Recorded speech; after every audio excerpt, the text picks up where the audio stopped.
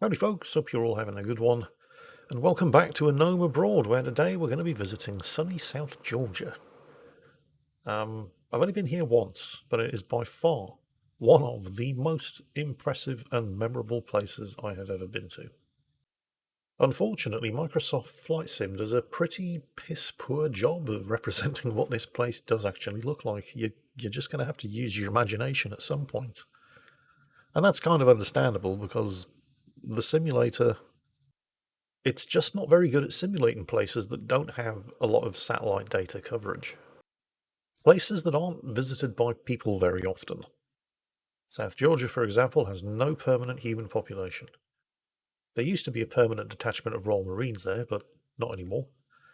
And now the only human population of the island are members of the British Antarctic Survey, and even they are not there the entire year. The population peaks during the tourist season. Yes, South Georgia does have a tourist season. The island has a tiny economy, which is mostly driven by the sale of fishing licenses, although they do make a little bit of extra cash during the tourist season by stamping tourist passports and selling South Georgia postage stamps. I got to visit South Georgia in 2002. It was the 20th anniversary of the Falklands War. I was on board HMS Newcastle. This time I wasn't actually deployed to the garrison in the Falkland Islands. Instead, I was there with the Royal Navy itself.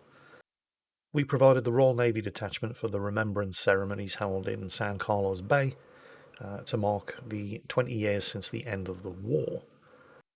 After the services, a bunch of us went to the top of the nearby Campito Hill, which overlooks Falkland Sound, and where the Type 21 frigate memorial is located. A bunch of Type 21 frigates were hit in San Carlos Bay during the war, and afterwards a memorial to the ships and the members of the ship's company who didn't make it back was placed on the top of the overlooking Campito Hill. So we trekked to the top of the hill to make sure the memorial was in good condition and conduct a little remembrance service of our own up there.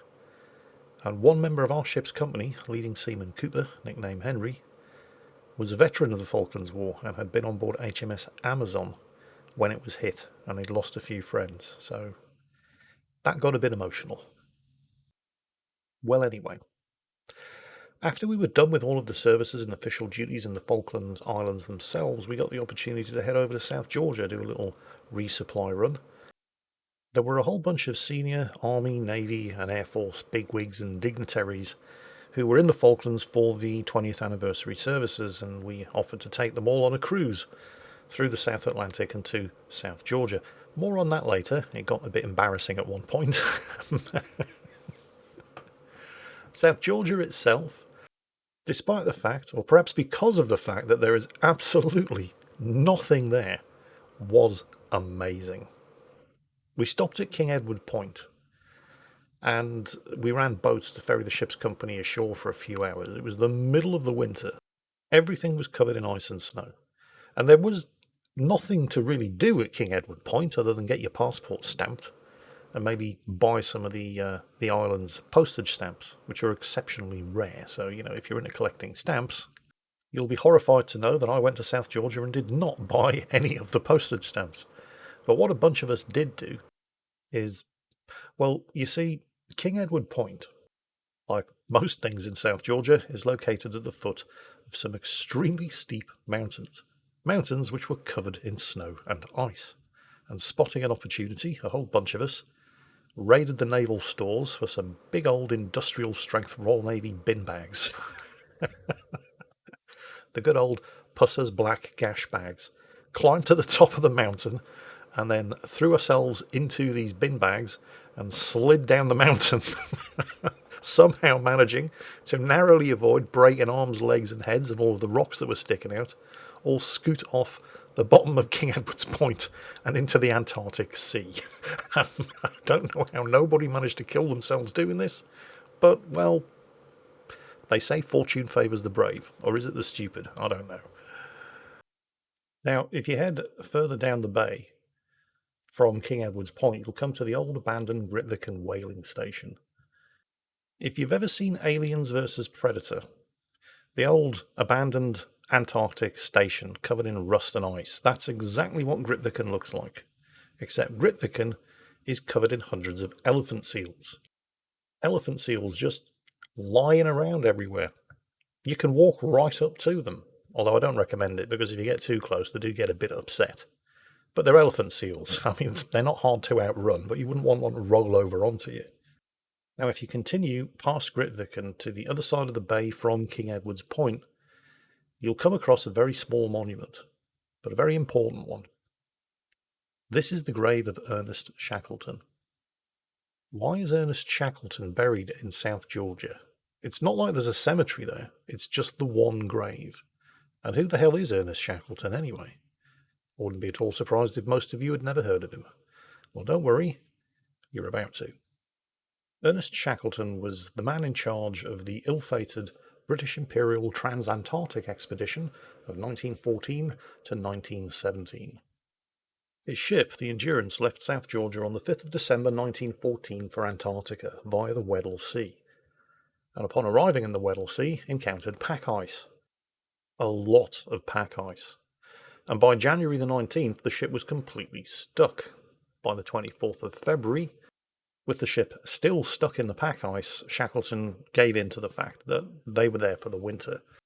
Orders were given to convert the ship into a winter ice station, the plan being they would wait until the spring, the pack ice would melt, and they would be able to continue the expedition. So they waited until the spring, and the pack ice did start to melt. The thing is, when pack ice melts, it doesn't melt uniformly. It buckles and creates pressure ridges, and these pressure ridges started to put a lot of, pressure on the hull of the Endurance. And then eventually on the 24th of October 1915, the ship's hull started to buckle. Shackleton gave the order to abandon ship. They saved what equipment and supplies they could. And on the 21st of November 1915, the wreck of the Endurance finally slipped below the ice. For nearly 2 months, Shackleton and his crew were camped on a large ice floe, hoping it would drift towards land. It didn't. On the 9th of April 1915, their iceberg broke in two, and so Shackleton ordered the crew into the lifeboats to head for the nearest land. After 5 days at sea, the men managed to land their 3 lifeboats on Elephant Island, which was 346 miles from where the Endurance sank. This was the first time any of the men had stood on solid ground for 497 days.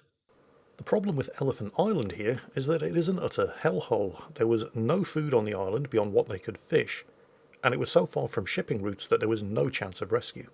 So Shackleton decided to take one of the lifeboats and make the trip to South Georgia in order to get rescue. That, however, is not South Georgia. Wait for it. That is South Georgia. It's a 720-mile trip. And so on the 24th of April 1916, that's exactly what they did, taking this 22-foot lifeboat with a crew of 7 into the South Atlantic on a 720-mile journey to South Georgia, with Captain Worsley of the Endurance doing the navigating. Shackleton only took supplies for 4 weeks, judging that if they hadn't made it to South Georgia by then, they were all dead anyway. On the 5th of May 1916, they finally reached sight of South Georgia, just in time for one of the worst South Atlantic winter storms that Shackleton had seen in 26 years at sea. They were almost killed there and then, but eventually 3 days later, they made landfall. Their problems were not over yet, because of course, why would they be? They'd obviously landed on the western coast of South Georgia, and Grytviken whaling station was on the east coast of South Georgia. So now, they had to climb over all of this, climbing 3,000 feet over the mountains on a 36-hour march, until they eventually heard the sound of the steam whistle at the whaling station at Grytviken and knew that they'd made it. So, all's well that ends well. Well, not quite, because now they had to rescue the men who had been marooned on Elephant Island. Shackleton's first attempt to rescue his men took place 3 days after he arrived in South Georgia, but it was defeated by pack ice. It would take 4 attempts in total to get a ship to Elephant Island and rescue the men who had been stranded there. Eventually, breaking through the pack ice and succeeding on the 4th attempt in a ship loaned by the Chilean government, on the 30th of August 1916. Shackleton and most of his men finally made it back to England on the 29th of May 1917.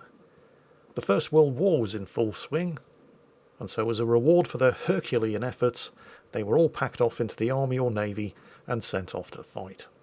With 2 of Shackleton's crew being killed in action, including Tim McCarthy, who was one of the 7 men who undertook that 720-mile open boat journey across the South Atlantic, and many others being seriously wounded. Shackleton himself died of a heart attack on the 5th of January 1922, and was buried across the bay from King Edward Point at Rivican in South Georgia. My journey to and from South Georgia was a bit more comfortable and a whole lot less exciting. Although I did still get to see what I still rank as probably the most impressive thing I have ever seen in my life. And that was the Northern Skjold Glacier. Or is it Glacier? You know what? I don't know. As usual, when you get to the more uninhabited parts of the world, Microsoft Flight Sim does a pretty piss-poor rendition of what this actually looks like in reality. There aren't any trees on it, for one thing, I can tell you that. So instead, I'm going to show you some footage that I found on YouTube. We stopped the ship around about 1 kilometre away from the glacier itself, and when you see some of the larger bits of ice carving off, you'll understand why. You just saw a relatively small chunk carving off from the main glacier there, and look at the effect it's having on the water. If a large chunk breaks off and you're any closer, the ship could quite easily be swamped. You're not really getting a sense of scale from... Yeah, sorry about that. You're not really getting a sense of scale from this. When you're there in person, the sight, sound and feel of these colossal chunks of million-year-old frozen ice hitting the water makes you feel like an insect. And this is ice that's been frozen for millions of years. And when it breaks off and hits the water, the sound, it's more of a vibration, and it's not something that you can fully capture on a video camera. You really do have to be there in order to experience it. There's another relatively big chunk about to go here. You can just see it starting. This is obviously not my footage. The weather was much better when this was recorded. But look at that go. This is one of the most amazing things I have ever seen in my life. And remember, 7/8 of what you're seeing is actually below the surface. Right, that's just quite literally the tip of the iceberg. Look at it go. It's the sound though, and it's not something that can properly be captured by a video camera, because it's not just something you hear, it's something that you feel. You know, I really should take the time to stop and remind myself on a more regular basis just how extraordinarily lucky I have been in my life, because there are people, like the people who filmed this footage, who pay an absolute fortune to go on cruises and see things like this. And I got paid to go and see things like this. This was technically my job.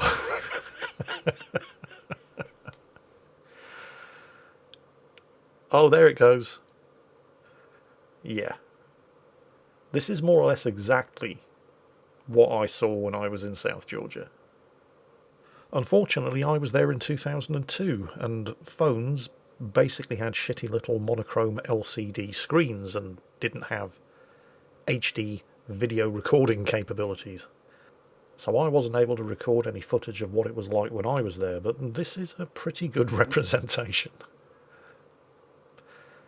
Anyway, sightseeing done in South Georgia, it was time to return to the Falklands. Remember, we had a whole bunch of Army, Navy and Air Force dignitaries on board for the 20th anniversary Remembrance Services of the Falklands War that we were taking on a jolly across the South Atlantic to South Georgia and back. And on the way back, we decided to put on a gunnery demonstration for them all.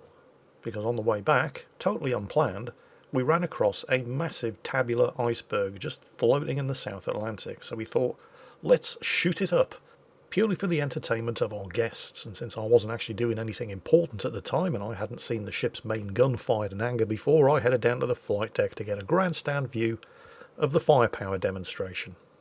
This is the best picture I've been able to find online of what that iceberg that we saw that day actually looked like. It did look pretty much exactly like that, just a massive block of slowly melting ice floating in the water. And remember, 7/8 of that iceberg is actually below the surface. It was huge. In fact, the one that we saw was bigger than this. Millions of tons of frozen water. Now, a Type 42 destroyer is armed with a Sea Dart missile system, and we're obviously not going to expend one of those on an iceberg, but it's also armed with 20mm autocannon and a 4.5-inch gun. So with various different Air Commodores, Generals and Vice Admirals watching, we lit this sucker up with a 20mm. The 20mm gunner had the time of his life, and it was just a 20mm, and it was a kilometre away, but you could still see the impacts, and it was reasonably impressive. And then once the 20mm gunner had his fun, we switched to the 4.5-inch main gun. The radar-guided, rapid-firing 4.5-inch messenger of death. And that sucker opened up and missed with every single shot that it fired. From a range of 1 kilometre at a target the size of Wembley Stadium. It turned out it wasn't entirely, well, it was our fault, but there was nothing wrong with the gun. It was the manual aiming system that was being used on this particular occasion that wasn't working as it should. So on the one hand, you could say that this was a good thing, because it had highlighted a fault with that particular method of aiming the 4.5-inch gun that we didn't know existed, and we were therefore able to fix it. Of course, none of this mattered to the assembled guests, who all thought it was absolutely hilarious. Because of course it was. So that was my visit to South Georgia. Memorable in more ways than one. And I hope you've enjoyed this video, because that's it for today. As always, folks, take care, stay safe, and I'll catch you next time.